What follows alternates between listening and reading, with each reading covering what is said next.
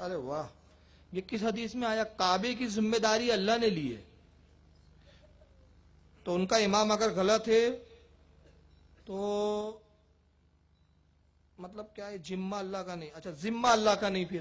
اچھا یہ سب سے پہلے میں سوال کرنے والوں سے پوچھنا چاہتا ہوں، یہ کس حدیث میں آیا کہ کعبے کے امام کی اور کعبے کی ذمہ داری اللہ نے لے لی؟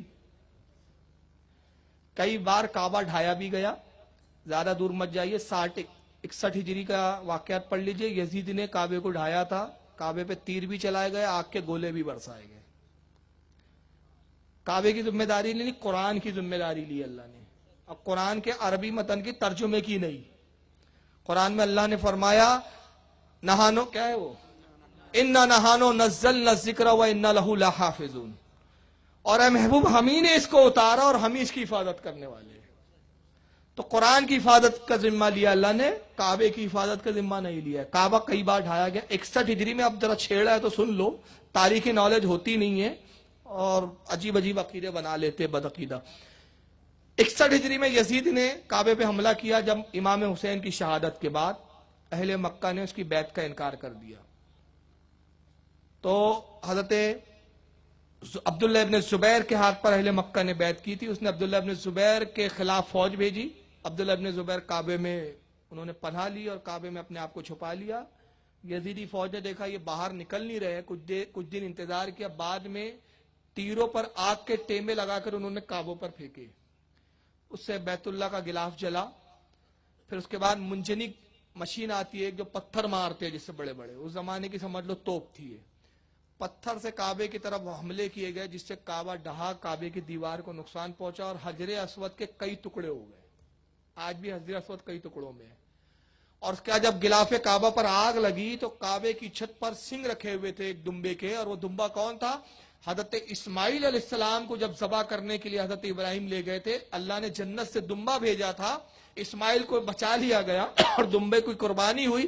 اس دمبے کے سنگ بطور تبرک رسول اللہ کے زمانے تک، بلکہ عبداللہ ابن زبیر کے اس زمانے تک تھے۔ کعبے کے غلاف جلا، وہ بھی جل کر راکھ ہو گئے۔ اور پھر یہ فوج حرم کے اندر داخل ہوئی اور عین حرم میں انہوں نے مسلمانوں کو اور عبداللہ ابن زبیر کے ساتھیوں کو جو صحابہ تھے ان کو قتل کیا۔ حرم میں عبداللہ ابن زبیر کی بھی شہادت ہوئی۔ اور اس کے بعد مدینے پہ بھی حملہ ہوا یزید کے زمانے میں، مسجد نبوی میں یزیدیوں نے گھوڑے باندھے، اور یہاں تک کہ مسجد نبوی میں گھوڑوں نے پاخانہ اور لید کیا، ہگا موتا سب کیا۔ 40 دن تک مسجد نبوی میں نہ اذان ہوئی نہ جماعت سے نماز ہوئی۔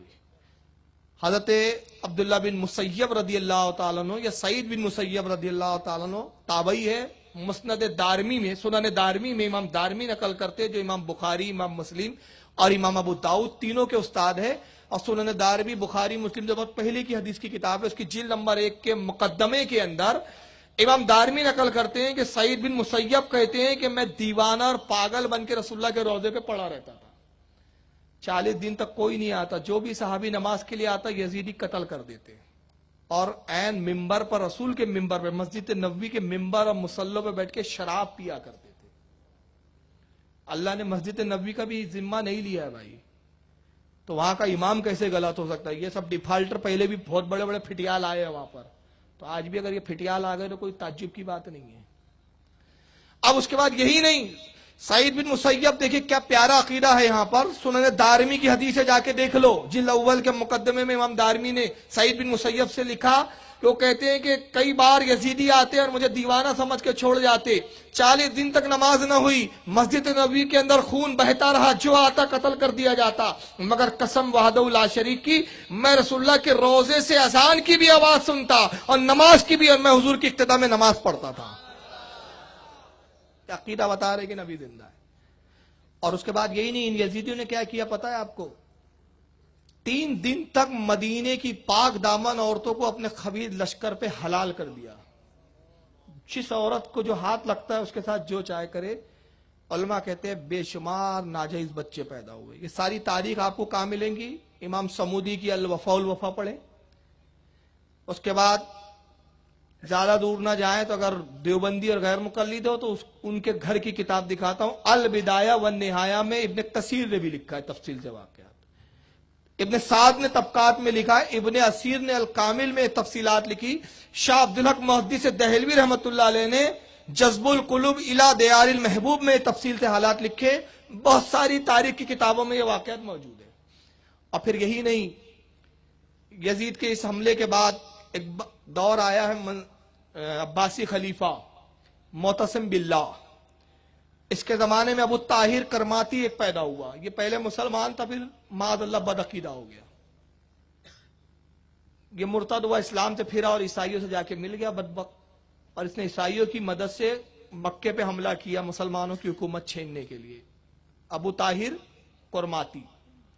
اور جب اس نے حملہ کیا تو کب حملہ کیا معلوم؟ جب حج چل رہا تھا، خانہ کعبہ میں حجاج طواف کر رہے تھے، اس عالم میں حرم میں داخل ہوا اور نہتے حاجیوں کو قتل کرنا شروع کیا، اسے تقریباً 7,000 حجاج کو قتل کیا خانہ کعبہ کے اندر حرم میں، اور آخری میں کیا کیا آپ سنیں گے تو تعجب کریں گے، حوالہ دکھانے کی ذمہ داری میری، بشرط ہے کہ مناظرے کے لیے کوئی تمہارا ملا تیار ہو۔ اس نے حجر اسود خانہ کعبہ سے نکالا، جو حجر اسود تھا نا فکس، نکالا اپنے ساتھ، اپنی راجدھانی حجر لے گیا اور تخت کے نیچے رکھتا، تخت پہ خود بیٹھتا اور حجر اسود اس کے پیر کے نیچے ہوتا تھا۔ 20 سال وہ حجر اسود اس کے پاس رہا، خانہ کعبہ میں حجر اسود غائب، 20 سال تک وہ حجر اسود پیر کے نیچے رکھ کے بیٹھا رہا۔ 20 سال کے بعد 340 ہجری کے اندر متصب امر باللہ، یہ بادشاہ عباسی آیا، اس نے حجر پہ حملہ کیا، ابو طاہر کرماتی کو قتل کیا، حجر اسود اس کے دربار سے چھین کے نکالا اور دوبارہ پھر خانہ کعبہ پہ نصب کیا اس نے۔ 20 سال حجر اسود خانہ کعبہ میں نہیں ہے، اس کے پیروں کے نیچے ہے۔ اللہ نے کعبے کی حفاظت کا ذمہ لیا تو حجر اسود کی حفاظت کیوں نہیں ہوئی؟ تو یہ دھوکہ دینا بند کرو کہ وہاں کا اگر امام صحیح نہیں ہے تو پھر اللہ تعالیٰ کیسے چلا رہا ہے، چلا رہا ہے۔ بڑے بڑے ظالم اور جابر عرب میں آئے ہیں، شیعوں کی حکومت آئی 350 ہجری کے اندر، شیعوں کی حکومت قائم ہوئی۔ شیعوں نے کیا کیا معلوم ہے آپ کو؟ فاروق اعظم اور حضرت ابو بکر کی مزار پہ جانا حرام قرار دیا گیا، جو ان کی مزار پہ جاتا، رسول اللہ کے روضے پہ جاؤ، سلام پڑھو اور بازو سے نکل جاؤ۔ اگر کسی نے غلطی سے ابو بکر صدیق کی قبر پہ کہا السلام علیکم یا ابا بکرین، السلام علیکم یا عمر، کوڑے مارے جاتے تھے۔ یہ ظالم حکومت کئی سال تک رہی، متعدد بار قحط آئے خانہ کعبہ میں، 83 بار اب تک سیلاب آ چکا ہے خانہ کعبہ میں۔ اور اگر میری بات پہ یقین نہ ہو ان لوگوں کو تو اپنے گھر کی کتاب جو خود اہل غیر مقلد نے سعودیہ سے چھاپی ہے، جس کا لکھنے والا محمد عبد المعبود، کتاب کا نام ہے تاریخ مکہ و مدینہ، اتنی ذکیم 800 ساڑھے 800 پیج کی کتاب ہے، میرے پاس موجود ہے، اس میں خود اس نے تفصیلی حالات بھی لکھے، اس نے بھی لکھے۔ تو مختلف زمانے میں مختلف آئے ہیں۔ اللہ کے رسول کی حدیث ہے مشکات میں کتاب الفتن میں، سرکار کہتے ہیں کہ قرب قیامت خانہ کعبہ اور مدینے میں منافقین کا قبضہ ہو جائے گا۔ جاؤ مشکات کھول کے دیکھ لو، تو حدیث کی پیشن کو بھی پوری ہو رہی ہے۔ سرکار کہتے ہیں مدینے اور مکہ میں منافقین کا قبضہ ہو جائے گا اور اہل ایمان کو نکال دیا جائے گا۔ اہل ایمان کے لیے مدینہ اور مکہ تنگ ہو جائے گا، مشکل ہو جائے گا ان کا جینا، یہاں تک کہ دجال خروج کرے گا، اور دجال خانہ کعبہ میں داخل ہونا چاہے گا، مگر اللہ کے فرشتے اس کو کعبے میں داخل نہیں ہونے دیں گے، پھر وہ مدینے کی طرف رخ کرے گا، مدینے میں داخل ہونا چاہیں گا، وہاں بھی کچھ محافظ فرشتے ہوں گے جو دجال کو داخل نہیں ہونے دیں گے۔ یاد رکھے کہ مدینے میں پھر 3 زلزلے آئیں گے۔ سرکار فرماتے جب زلزلے آئیں گے تو یہ منافق مدینہ چھوڑ کر بھاگیں گے، کہیں گے اب مدینہ خیر کی جگہ نہیں ہے، مدینے میں اب چین اور سکون نہیں ہے، نکلو بھاگو جان بچاؤ۔ سرکار فرماتے مدینہ زلزلہ آمیز ہو جائے گا، اور زلزلے کے ساتھ ان منافقین کو ایسے نکالیں گا جیسے کوئی الٹی کر دیتا ہے۔ اور جب یہ اہل ایمان کو خبر لگیں گی جو اطراف میں ہوں گے مدینہ مکہ کے، مطلب اہل ایمان کو ہم سننی، آج ہمیں پہ تو تکلیف ہے نا، ہمیں وہاں کچھ نہیں کرنے دیا جاتا، یہ بیٹھے خبیث منافق۔ تو جو اہل ایمان ہوں گے ان کو پتا چلے گا مدینے میں زلزلے آ رہے ہیں، لوگ مدینہ اور مکہ چھوڑ کے بھاگ رہے ہیں، تو اہل ایمان کہیں گے چلو مدینے کی طرف، کہ زلزلے آ رہے ہیں، اگر ہم مر گئے تو ہمارے لیے تو جنت ہے۔ وہ طلب جنت میں مدینے کی طرف خروج کریں گے، اور سرکار ارشاد فرماتے ایمان مدینے میں ایسے سمٹ آئے گا جیسے سانپ اپنے بل میں سمٹ آتا ہے۔ میرے پاس تشریح کرنے کا موقع نہیں ہے، ورنہ میں مشکات کا درس دیتا تھا جب اپنے ناگپور میں، یہ حدیث پہ میں نے 3 ہفتے بولا تھا کہ سانپ کی مثال کیوں دی، قے کرنے کی مثال کیوں دی، بڑی سائنٹیفک اس کے ریزن ہے، لیکن ابھی بہت وقت ہو گیا ہے. تو کہنے کا مطلب مدینے میں منافقین بھی آئیں گے، کافر بھی آئیں گے. اب ایک حدیث اور پیش کرتے ہیں کہ اللہ کے رسول نے فرمایا کعبے میں کوئی کافر نہیں آ سکتا، تو پھر تم ان کو کافر کہتے ہو، جن کی حکومت کیسے؟ میں کہتا ہوں اسی جواب میں تیرا جواب چھپا ہے.